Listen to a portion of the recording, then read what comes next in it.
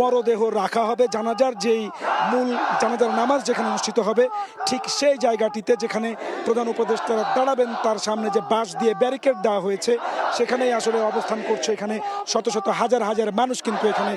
ইতোমধ্যেই এসে উপস্থিত হয়েছেন। আর মানিক মিয়া এভিনিউ সংসদ ভবনের সামনের যে রাস্তাটিতে সেটা কিন্তু ইতোমধ্যেই লোকে লোকারণ্য হয়ে গেছে এবং মানুষে কিন্তু ভরে গেছে। এখানে এসে তারা ক্ষোভ এবং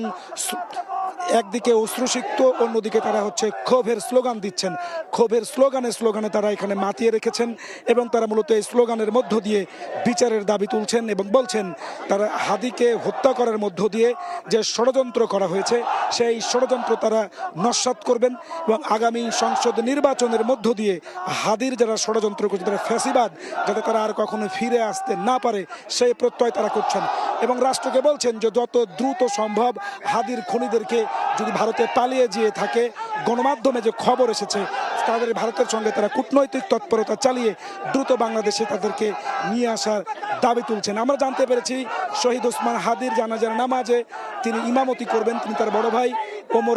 ওমর বিন হাদি এবং আমরা যতটুকু এখন পর্যন্ত জানতে পারছি যে তাকে জাতীয় কবি কাজী নজরুল ইসলামের কবরের পাশে তাকে আসলে শায়িত করা হবে।